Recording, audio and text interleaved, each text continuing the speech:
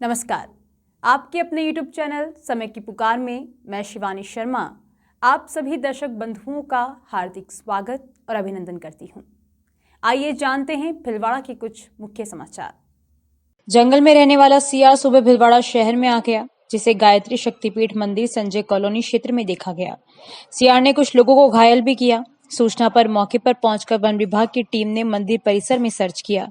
इतने में ही Sanjay colony ward number 36 से पार्षद प्रत्याशी राजेंद्र जैन द्वारा फोन पर सूचना प्राप्त हुई कि हमारे गली में सियार दिखा गया। इस पर वन विभाग के पूर्व वनपाल Chhotulal Kohli, wild animal rescue centre, वन्य जीव रक्षक कुलदीप सिंह राणावत, वन्य विभाग व नगर परिषद की संयुक्त टीम संजय कॉलोनी मौके पर पहुंची। टीमों के पहुंचने के बाद गहन ऑपरेशन शुरू किया गया। क्षेत्र में सर्चिंग में सियार कहीं नहीं दिखा। वन्य जीव की समस्या को देखते हुए टीमों को लगातार गश्ती पर लगाया गया है। क्षेत्रवासियों को हिदायत दी गई है कि जहां कहीं भी वन्य जीव दिखे, इसकी सूचना तुरंत वन विभाग, संबंधित थाना और वन्य जीव रक्षक दल टीम भीलवाड़ा को दी जाए। उच्च शिक्षा में परिवर्तनकारी दृष्टिकोण के रूप में परिणाम आधारित शिक्षा की पहल में भीलवाड़ा के संगम विश्वविद्यालय ने भारतीय विश्वविद्यालय संघ के तत्वावधान में AIU संगम विश्वविद्यालय शैक्षणिक और प्रशासनिक विकास केंद्र की स्थापना की है। इसका उद्देश्य संकाय सदस्यों के लिए अल्पकालीन व्यावसायिक विकास कार्यक्रम और सदस्य विश्वविद्यालयों के प्रशासनिक पदाधिकारियों के लिए विशेष रूप से प्रौद्योगिकी के उपयोग और शिक्षण के मिश्रित शिक्षण तरीकों को अपनाने पर प्रशिक्षण कार्यक्रम आयोजित करना है।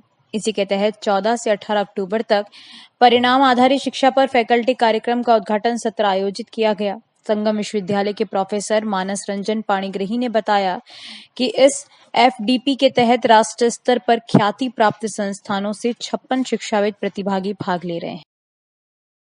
जीतो भीलवाड़ा चैप्टर के कार्यकाल 2024-26 के लिए अध्यक्ष पद पर समाजसेवी मीठालाल सिंघवी एवं मुख्य सचिव पद पर युवा व्यवसायी मनीष शाह चुने गए। सकल जैन समाज की सबसे सशक्त अंतर्राष्ट्रीय संस्था जैन इंटरनेशनल ट्रेड ऑर्गेनाइजेशन जीतो के देश भर में 69 चैप्टर हैं, जो पूर्व लोकतांत्रिक प्रक्रिया से सतत क्रियाशील हैं।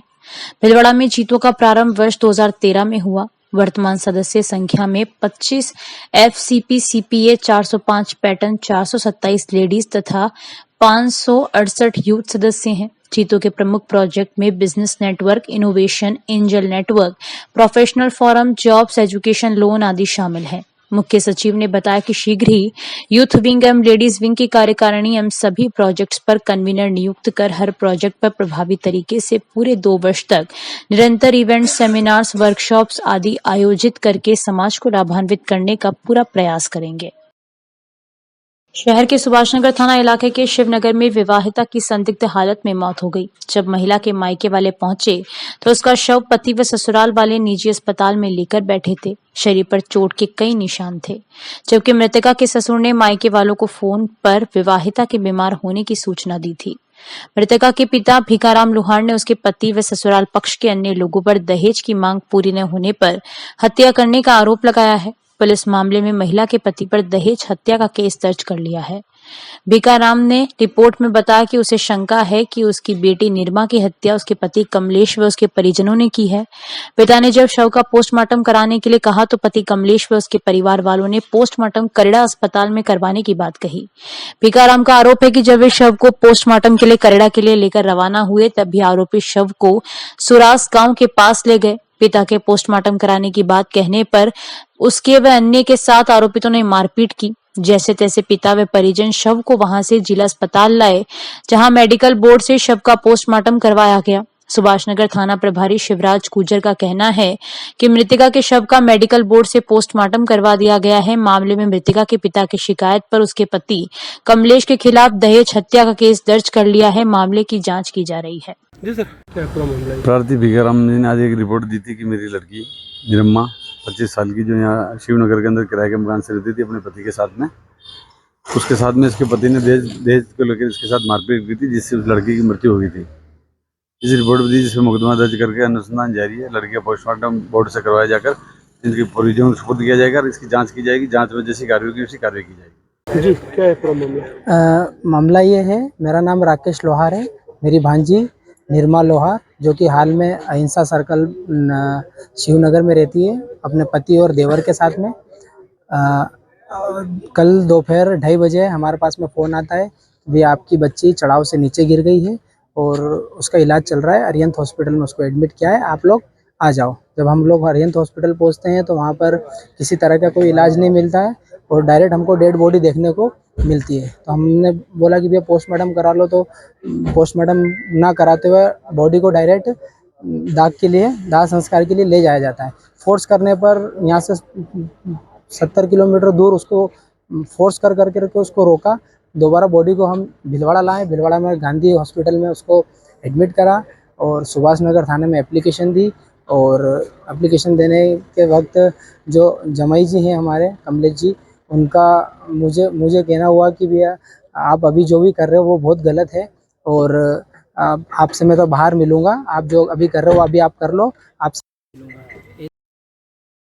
भिलवाड़ा पुलिस ने आर्म्स एक्ट में अपराधियों के विरुद्ध विशेष अभियान चलाया, जिसके तहत 8 प्रकरण पंजीबद्ध किए गए। 2 प्रकरण बिजोलिया, 2 थाना मांडल, 1 थाना प्रतापनगर, 1 थाना बिगोद, 1 थाना गंगापुर एवं 1 थाना कोतवाली पर आर्म्स एक्ट के तहत दर्ज किए गए। अभियान में कुल 7 अपराधियों को गिरफ्तार किया गया, जिनसे चाकू, छुरा, तलवार व बंदूक आदि हथियार जब्त किए गए। बागेश्वर धाम सरकार के पीठाधीश्वर पंडित धीरेन्द्र कृष्ण शास्त्री की भिलवाड़ा शहर के तेरापंथ नगर के पास 6 नवंबर से 5 दिवसीय हनुमंत कथा होगी। 8 नवंबर को कथा के साथ दिव्य दरबार लगाया जाएगा। हनुमान कथा को देखते हुए सोमवार को जिला प्रशासन द्वारा कथा स्थान का दौरा किया।